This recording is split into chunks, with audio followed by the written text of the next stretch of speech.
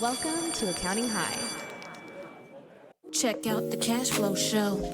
We discuss topics like getting paid on time, profitability, and managing your bottom line, payroll best practices, the best apps to use, and cash flow forecasting tools. So if you're a small business owner, your help's right around the corner. Fret not. Tune in as Scott and Nikole help you reach your goals on the Cashflow Show. The Cashflow Show. Listen and learn. We'll show you how to pay yourself on what your business earns.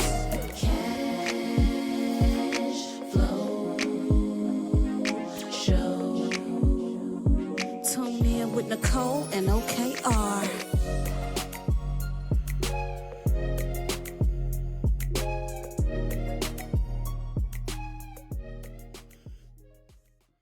What's up, Nikole? Hey, Scotty, good to see you. Notice I went back to Nikole and not Nikki. Yes, had to go back to Nikole. We've reverted back in one episode. We've went from one name back to the other. Let's go, Nikole. So last week we said this is R&D tax credits for everybody, not just for tech companies. But now we got an episode that's for tech companies. What are we talking about today? That's right. So we are doing a 3-part series on tech companies. I may have said this before on the podcast, but what I've realized over the years is there's really 3 foundational types of businesses. One would be that we sell time. So that's like our service type business. Another type of business would be selling things. So you have inventory. That's another business model. And then the third type of business is we are building something to sell later. A lot of times that's like a tech or SaaS based business. And so all 3 of these types of businesses have different challenges, different levers. What I want to go through is some key terminology for the startup space with SaaS metrics and terminologies, so that as if you're an advisor and you're working with this type of client, you understand the challenges that they have versus your service type business that may have revenue already coming in the door versus a startup model business, which they have investors, they have a limited amount of cash that they're dealing with, and they're growing really quickly because they go from 0 to getting funding straight away. And so it's just, they have different challenges. So I want to make sure we address those so that you can, if you're advising them or if you're in it and you're trying to get funding, that you are familiar with the key terminology here. So this is our S3 series, our SaaS startup series. Well, that S3 series, that would be another S. So sorry. SaaS startup series, a lot of S's here. And we're going to go really deep into SaaS startups. And our first part of this 3-part series is going to be going over a lot of the different terms that are going to be familiar with a lot of tech companies. If you've been in a tech company or working with one, then these are going to be terms you probably are familiar with. But if you haven't, if you've been adjacent to it for a while and you start hearing these terms, some of this stuff will start making more sense as we go into it. All kinds of crazy words here. We're talking about seeds. We're talking about SAFE. We're talking about series. We're talking about CACs and LTV.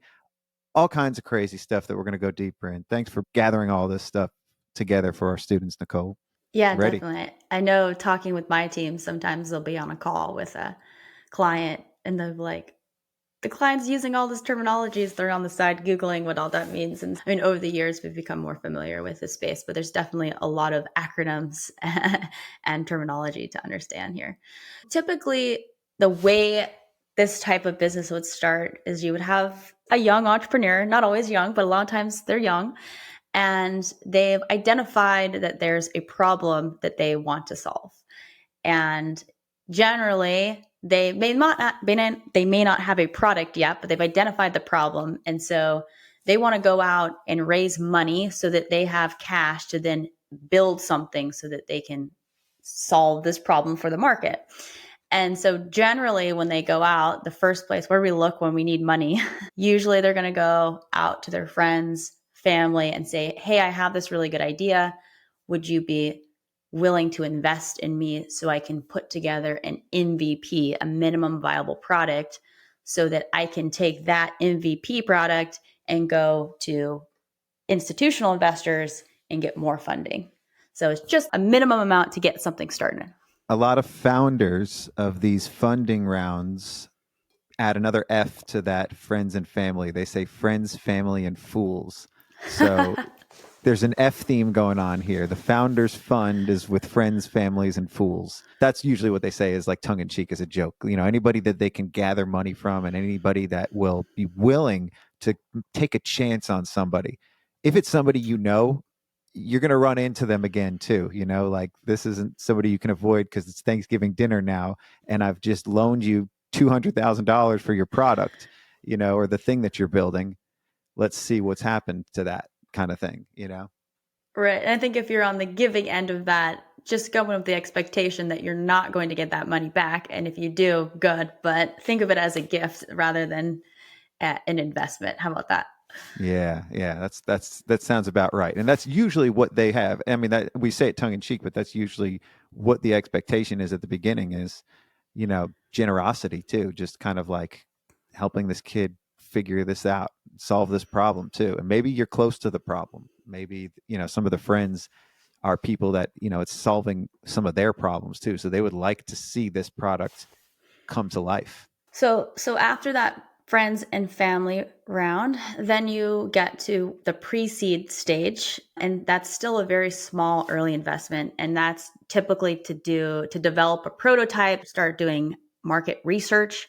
In the very beginning, you have to do a ton of research. You need to talk to as many people as possible to understand truly what their challenges are. And a lot of times startups, what their initial idea is for the product or the solution is completely different than what it ends up being, because as they start to go talk to people and iterate on it, it ends up being completely different. So that's a super important part of the initial startup phase.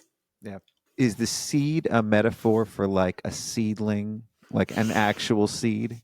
You're planting a tree and it starts out as a seed, right? And it grows to something large over time. If I had to guess, I would assume that's probably where it came from, but I did not check. Okay.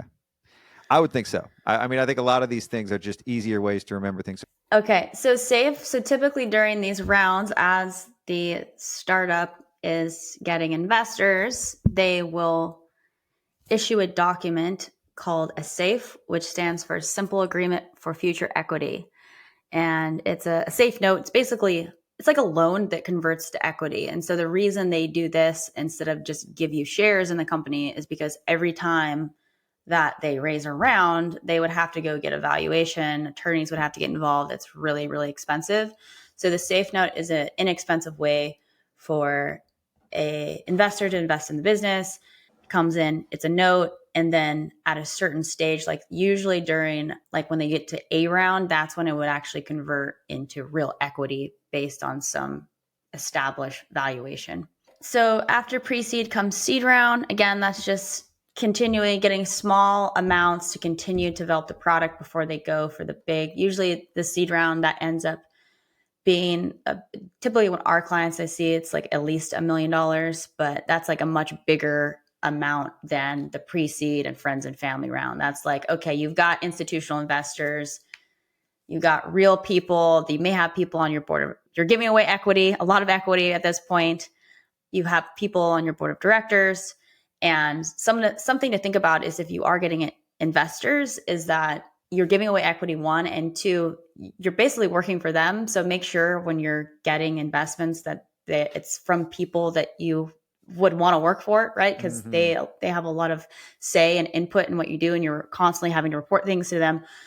So just be aware that when you get investment money, you're not necessarily the boss like you would if you were just bootstrapping it. And bootstrapping meaning that you fund your own company with your own cash.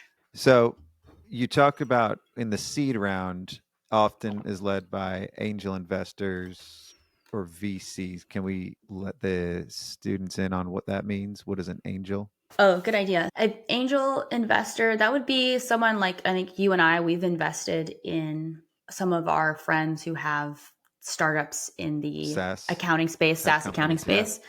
So that would just be like a solo qualified or accredited investor. I think for an accredited investor, you have to, You have to have $1 million in assets or make $250K a year or something like that. Mm-hmm. So that's some sort of accredited investor, just a solo person that's willing to invest in your product. And then VC, that's venture capital. That's like people that usually they create funds and then they go out and they're looking for businesses to invest in. And they're usually coming with much bigger checks than people like you or I would. When we refer to VCs in this series, that's typically what we're talking about. And what are some of the other early stage people that would come in? Private equity wouldn't come into play here into something like this, would it? Yeah, it's funny. And I'm not like a big expert in that space, but usually when I see private equity, they're coming into like normal operating businesses, and then venture capital, I think more of SaaS startups. Startups. Yeah. So their Fair. expertise is normally in the technology space. And so they have, because some of this technology stuff can be really complex. And so they have certain experts on their team. They have a process that they run. They make sure you, like, if they're investing in you, typically you have to get an annual financial statement audit or review. They have quarterly reporting requirements. So they have a process basically. And so that's typically why we're going to refer to that more and more during this series. That's right. And so, yes, the seed is the start of that growth then. Now we're at the seed round, so our students know what seeds are. That's the metaphor here that we're driving as we grow this SaaS startup. Yep. And then typically at Momentum, we're servicing them after that seed round. That's usually when they have enough to put in proper infrastructure in terms of starting to hire employees, getting an accountant in place, getting an HR team. They're growing really fast because they go from having zero money in the bank account to millions of dollars. It's not like a normal operating business where you grow a little bit at a time. It's like, all right, it's real now. Now you have to come start spending money.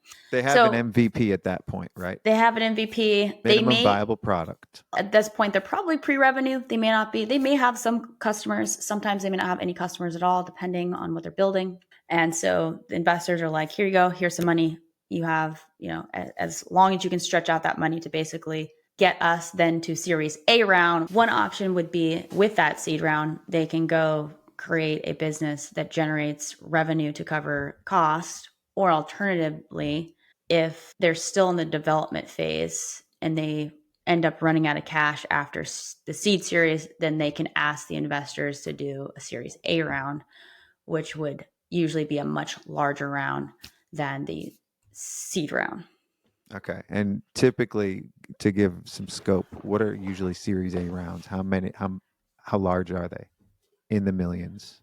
Well, I think I'm not sure, but we've seen some 100 million, 200 million. I don't know if those might have been later rounds though. I'm trying to think of the one we just saw pop up on, what's it called? Finally, they're a bookkeeping company. Oh, wow. Finally raises 200 million. Let me see. Series B. It's Series B. But in the Series A's, you're seeing these are in the millions. So they've got millions in the account. Yeah. So Series A is usually anywhere from like 2 to 15 million. Usually it's around like 6 to 8 million. All right. So then, and each go ahead. I was going to say, like, the purpose is you don't want to give a company $100 million before they even have the product developed, because they're just going to go whittle it away. So you want to give them small amounts to make sure you trust them. And then when it's like, okay, you've got a product, customers want it, let's infuse more money into this thing and scale it as fast as we can, because we've proven that it's a good business. So let's go back to when you were talking about the SAFE, the simple agreement for future equity. That changes over during the Series A. Is that right? Yeah. So typically as an investor, like when I invest, I always ask, what are your plans for raising more money or exiting? Because I want to know as an investor, when am I going to get my money back? Yeah. And so typically Series A is when your SAFE notes would convert to equity. And also during that time, as an early investor, there could be an opportunity to sell all or part of your equity to one of the larger VC companies that are coming in if you want to cash out some or all at that point. Usually at Momentum, we have some Series A clients, but typically that's when they have enough cash coming in where they start to hire in-house. So we're usually getting them from seed series to Series A. And then after that point, they may end up hiring an in-house controller or something. So let's get on to burn rate. What's that? You know what the burn rate is. I want to hear what burn rate is. Do you want me to explain it? Yeah. So it's the rate at which startups are spending cash reserves to cover their expenses. They're burning cash Is that like where the metaphor is here? Like it's as if they're setting cash on fire because they're not earning anything on that at the time, right? That's right. Yeah. So it's basically how much cash on average every month are they burning, they losing. Burn it, earn it just to burn it. Well, they're not And earning it; they're just burning it. and the reason we want to know that is because it helps us calculate our next term here, which is runway. So if you think of a plane that's flying and they have to get off the runway before the cliff, Yes. that's what that is, right? So we've So got you're burning that cash, and the cliff is the last bit of cash that you have. yeah. So if our before- burn rate's 10,000 or let's call it $100,000 a month, and we've got $1.2 million in the bank, then we've got a year. We've got 12 months of runway before So we're going to fall off that cliff. We're looking for lift liftoff at some point during this while you are burning. You only have Yeah. this much to burn through. So it's very important that you're getting reports and that you are looking at your forecast in these scenarios. Is that right? Do they rely on different forecasts to give the runway? I guess I'm going too fast here. Right. So you can do a forecast, but you can also look at this historically to see, what is my average burn per month? How much cash am I going through per month and how much cash do I have in the bank account? So that's a pretty easy calculation that you can do. And so typically what we see is every month the runway, the number of months they have left to figure this out goes down and down and down. And so the owners, or the CEO, or the founders, they have to either figure out a path to profitability so they can start generating their own cash through the business. Or what they do is they say, we're still developing the product. We're not at the revenue stage yet, or we're not going to be able to achieve enough revenue to get us to profitability. So we're going to go start trying to raise another round to give us 3 more years or whatever it is of runway. Oh, okay. Yeah. So that would be why would they go into the next series? The series B, another round of money, more runway, more cash to burn. And a lot of times, after they get that seed series, they could probably pull a bunch of expenses out and operate on their own as a profitable, normal operating company. But a lot of times they want to pour fuel on the fire and scale it as fast as possible so that the investors can then get an exit at like a crazy multiple. So SaaS companies have much higher multiples than a company like yours or I, right? So ours are typically, maybe 1 to 1.5 times revenue, whereas SaaS companies, at their peak, they were up to like 20 times revenue. I think right now they're probably like 6 to 9 times, depending on the market. What's the holy grail for a SaaS company? Are they trying to go public and IPO? Is that like the big time, or is that when they've just gotten started, when they finally IPO? They finally gone out of a startup and they're established. Well, the IPO would definitely be when investors would, and also employees who have stock options, would get a big payout. There's also, most of the time, they end up getting acquired. I don't know what percentage of companies actually do IPO, but a lot of times it's like some other acquisition, which is, again, is still a good opportunity. That's an exit. That's an exit. Yeah. Yeah. So an IPO for our students is initial public offering. So when we say go public, that's when they go IPO. Yeah. And usually when you have investors, their incentive is to get their cash out as quickly as possible. So they're not looking for you to hold this as a lifestyle business. They're looking for you to grow it as quickly as possible, sell it, exit, so that there can be a liquidating event. Mm-hmm. So everything is always at high speed with startups. Everything is fast. You're always all hands on deck. Everybody's wearing a lot of different hats when you're working within these startups too, because they're trying to do everything and they're trying to do it fast. Grow is the name of the game. Grow that seed into a tree. Rewind for our students, episode 25, we talked about customer acquisition cost and marketing. Can we also go a little deeper into that? What is CAC? CAC. Yep. So we've talked about this a couple times. CAC is customer acquisition cost. So it's what is the cost to acquire a new customer?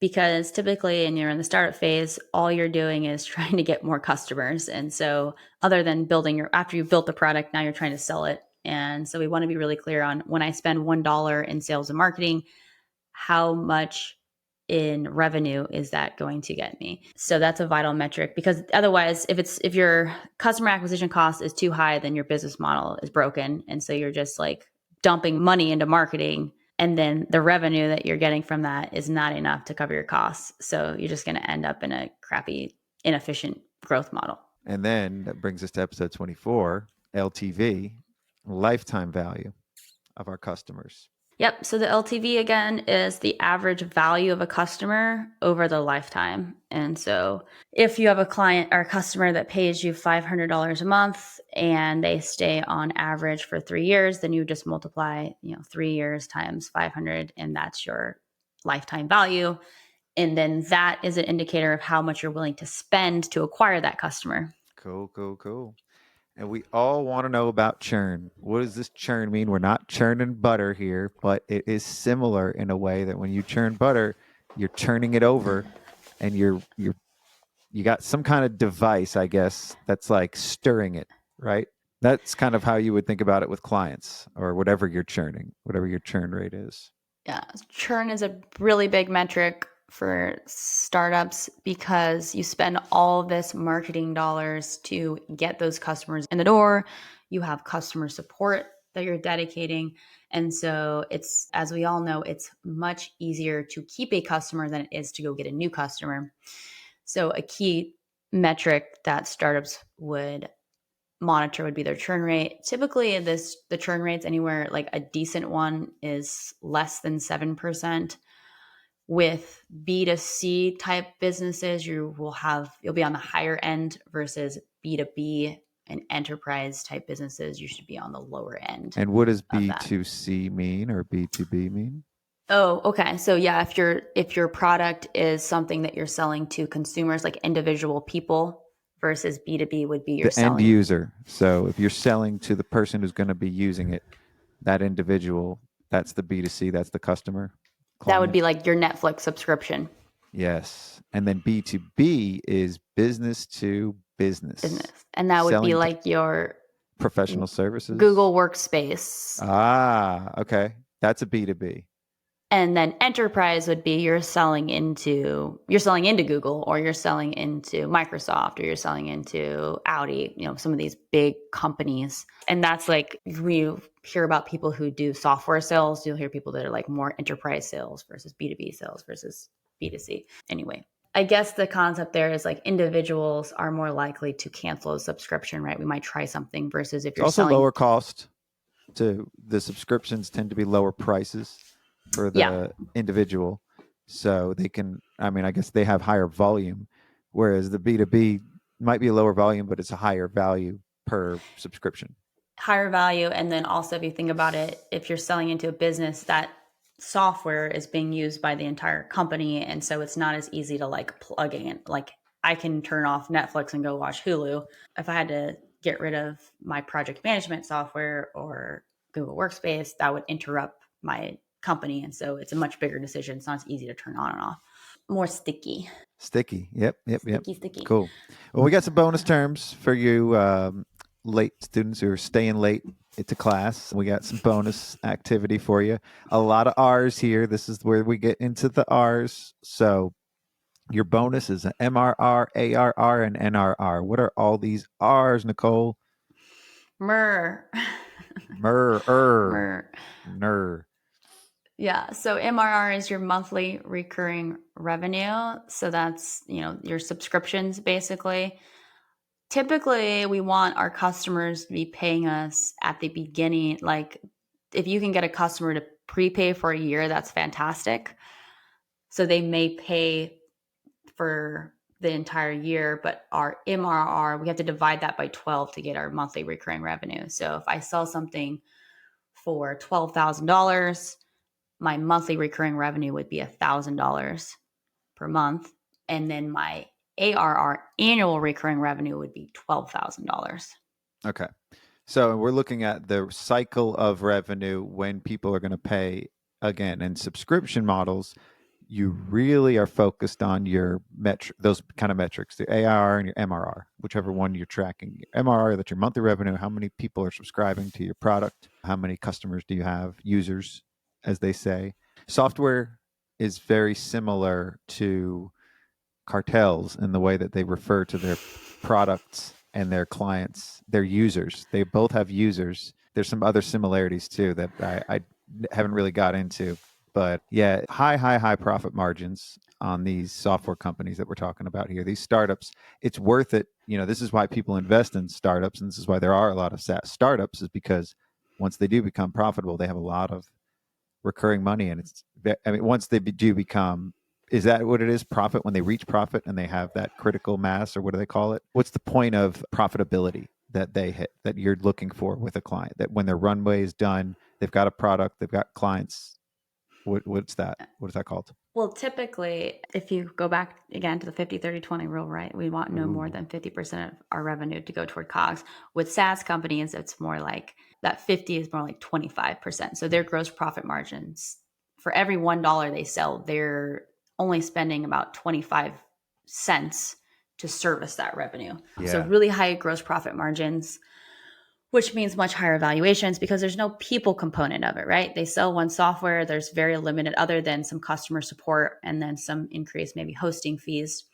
There's usually not a lot your that people goes are into in it. marketing and in sales or in that some customer service. That's your people cost, but you can service a lot more across the board. You can do more with less.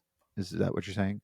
That's right. Yeah. It's not like with our types of businesses where when we get a new client, we have to hire a new person and then that person's meeting with that and they have a relationship. Anytime you add more people to the mix, a lot of times tech startups may have a professional or service component of their business to test it because do they have to have proof of concept, right? Think about some of the software in our space that I think maybe Digits started with a software. Then they said, oh, now we're going to do bookkeeping services for you. And then what they'll end up doing is they end up selling off the service side because the service side valuation sucks.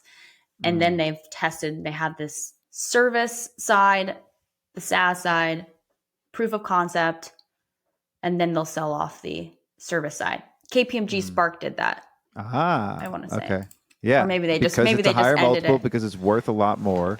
In the end, it's a lot. The company is more profitable, but that serves an R&D element, and we're not going to get into R&D here. But them starting a SaaS or a service-based company was their R&D for the SaaS company too, and then splitting it off only makes sense once they don't and I need think that.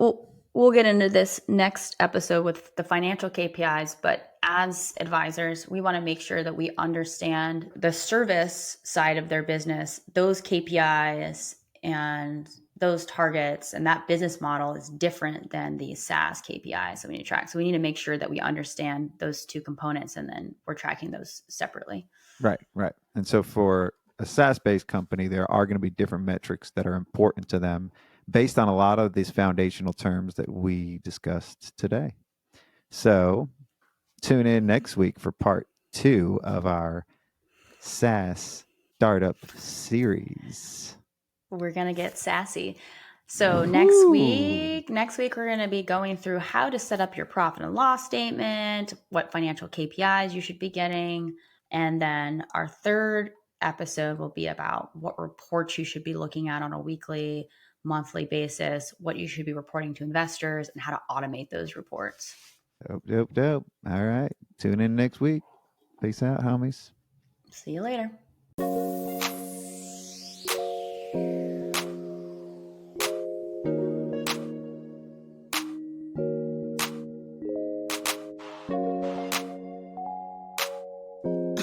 Yeah.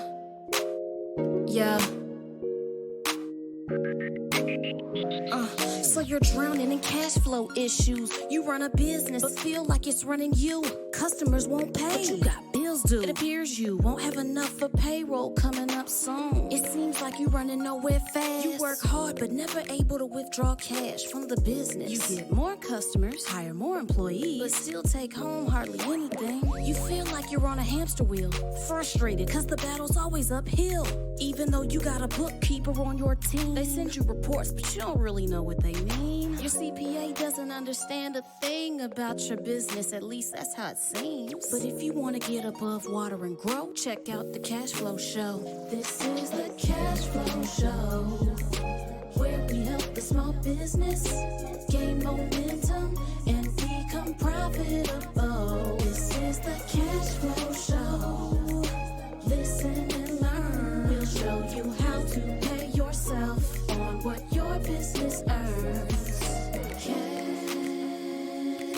Cashflow Show.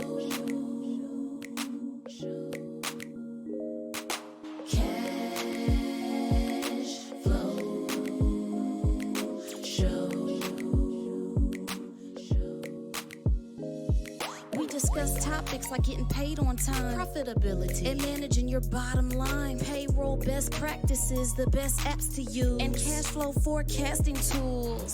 So if you're a small business owner, your help's right around the corner. Fret not. Tune in as Scott and Nikole help you reach your goals on the Cashflow Show. The Cashflow Show, where we help the small business gain momentum and become profitable. This is the Cashflow Show.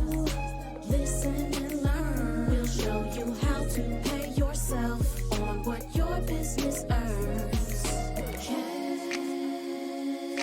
Cashflow Show. Our advice will take you far. Cashflow Show. Tune in with Nikole and OKR.